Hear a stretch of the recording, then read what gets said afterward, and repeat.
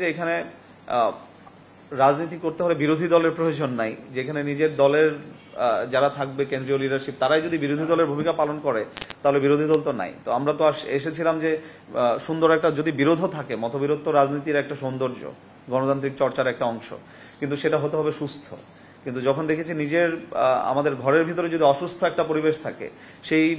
পরিবেশ থেকে অথবা সেই ভাইরাস অথবা ব্যাকটেরিয়া থেকে আসলে আমাদেরকে দূরে থাকাটা উচিত বলে আমরা মনে করেছি। গাজীপুর 3 আসন কেন্দ্রিক সেটা হচ্ছে আসলে আমার অবস্থার পরিষ্কারকরণের ক্ষেত্রে যে আসন কেন্দ্রিক যে নাম উঠে এসেছিল এনসিপি থেকে নির্বাচনের ক্ষেত্রে, সেটা আমি পরিষ্কার করেছি যে এনসিপির ব্যানারে আমি ওখানে কোনো ধরনের নির্বাচন অংশগ্রহণ করব না, এবং সেই ক্ষেত্রে কি ডিসিশন হবে সেটা পরবর্তীতে জানাবো। কিন্তু মূল কারণ সেটা হচ্ছে সেনাবাহিনী বিশেষ করে এবং প্রাক্তন সেনা সদস্য এবং সার্ভিং সেনা সদস্য যারা আছে তাদেরকে নিয়ে যে অবমাননাকর বক্তব্য ক্রমাগতভাবে পার্টির সিনিয়র লিডারশিপ থেকে এসে থাকে, আমরা বারংবার এটা নিয়ে কথা বলতে চেয়েছি, বসতে চেয়েছি, কারণ আমরা স্পষ্টভাবে মনে করেছি আমরা যে ব্যাকগ্রাউন্ড থেকে এসেছি, পোশাকের ব্যাকগ্রাউন্ড থেকে, তার প্রতি আমাদের দায়বদ্ধতা আছে এবং পার্টির সদস্য হিসেবে আমাদের দায়বদ্ধতা ছিল। সেখানে আমরা ব্রিজ করারও চেষ্টা করেছি, তাদেরকে সাজেশনও দিয়েছিলাম, কিন্তু আলটিমেটলি আমাদের সাথে সেটা নিয়ে কোনো ধরনের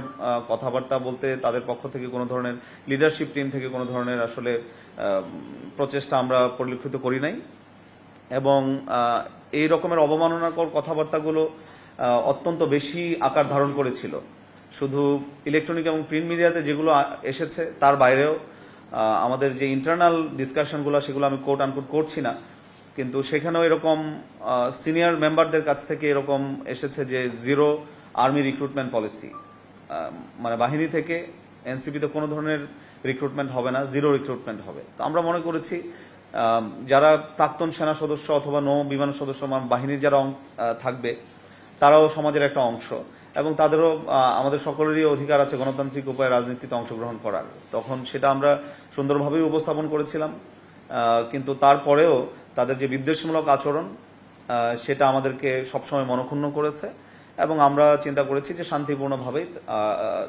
যেখানে আসলে মূল্যায়ন হবে না অথবা তাদের সবসময় একটা অ্যান্টাগনিস্টিক অথবা ডেরোগেটরি কমেন্টস তাদের কাছ থেকে আসবে, সেখানে আমরা মনে করেছি আসলে অন্তর্ভুক্তিমূলক কোনো পরিস্থিতি পার্টিতে নেই, বিধায় আমরা ডিসিশন নিয়েছি যে আমরা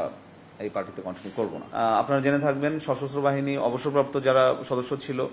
জুলাই আন্দোলনে তাদের একটা বড় ভূমিকা ছিল। তো সেই ক্ষেত্রে সেটাকে ব্রিজ করার জন্য আমরা প্রথমে, যদিও অনেকেই পার্টিতে আসার জন্য ইচ্ছুক ছিল, বাট প্রথমত আমাদের দুজনকে ইনক্লুড করা হয় পার্টিতে এবং পরবর্তীতে আমরা অনেক চেষ্টাও করেছি জুলাই অভ্যুত্থানে ইভেন যারা অবসরপ্রাপ্ত যারা ছিলেন, যারা নেতৃত্ব ছিলেন অথবা আন্দোলনে সরাসরি বারুদ জুগিয়েছেন তাদের অনেককে অংশগ্রহণ করানোর জন্য, কিন্তু সেই প্যাসেজটাও সেই পথটাও আসলে আমাদের জন্য ওপেন করে দেওয়া হয় নাই। ডেরোগেটরি যে মন্তব্যগুলো যেগুলো এসেছে এগুলো তো অনেকদিন আগে এসেছে, অফকোর্স অনেকদিন আগে এসেছে। তার পরবর্তী সময়গুলোতে আমরা চেষ্টা করেছি, আমি এবং স্যার দুজনেই চেষ্টা করেছি আমাদের টপ লিডারদের সাথে বসে এই জিনিসটাকে একটা সমাধান করার জন্য। যেহেতু রাজনীতিতে শুধু তারা নয়, রাজনীতিতে অন্য যারা সদস্য আছে, অনেক সদস্য কেন্দ্রীয় সদস্য আছে এবং পদধারী যারা আছে তারা বাহিনী এবং সংস্থাগুলোর প্রতি সাথে সুন্দর সম্পর্ক রেখে রাজনীতি করতে ইচ্ছুক, কিন্তু আমরা চেষ্টা করেছিলাম তারই ধারাবাহিকতায় টপ লিডারশিপ প্লাস যাদের মাধ্যমে এই মন্তব্যগুলো আসছে তাদের সাথেও বসে এরকম ঢালাওভাবে মন্তব্য করে একটা সরাসরি বাহিনী অথবা সংস্থার বিপক্ষে যেন না যে কথা বলেন সেটার একটা আয়োজন করতে চেয়েছিলাম, আমরা চেষ্টা করেছি, কিন্তু এই যাবৎকাল পর্যন্ত আসলে আমরা ব্যর্থ হয়েছি বারংবার চেষ্টা করার পরেও। এবং আমার যে রেজিগনেশন লেটার সেখানে উল্লেখ করেছি যে আসলে সেই ক্ষেত্রে যখন আমরা ভোকাল হয়েছি যে এই ব্যাপারটা নিয়ে আসলে এরকম করা যাবে না বা এরকম করা উচিত নয়, তখন দেখা যাচ্ছিল যে পার্টির টপ লিডারশিপের মধ্যেই আপনার এক্সিকিউটিভ কাউন্সিল যেটা আছে, নির্বাহী কাউন্সিল থেকেও দু একজন আমাদেরকে বিভিন্ন ইস্যুতে ইনডিরেক্টলি চাপ প্রয়োগের চেষ্টা হয়েছে। সো সবকিছু মিলিয়ে মনে হচ্ছে যে আসলে যেই নতুন বন্দোবস্তের কথা আমরা বলছিলাম যে স্বচ্ছতার রাজনীতি থাকবে, নোংরামি থাকবে না,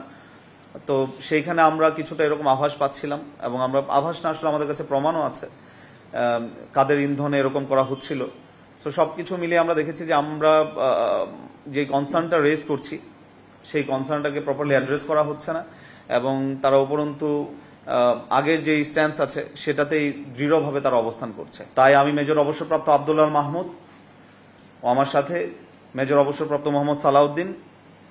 আমাদের এনসিপির পদ থেকে পদত্যাগের সিদ্ধান্ত নিয়েছি এবং ইতিমধ্যে পদত্যাগপত্র অফিসিয়ালি আমরা সাবমিট করেছি।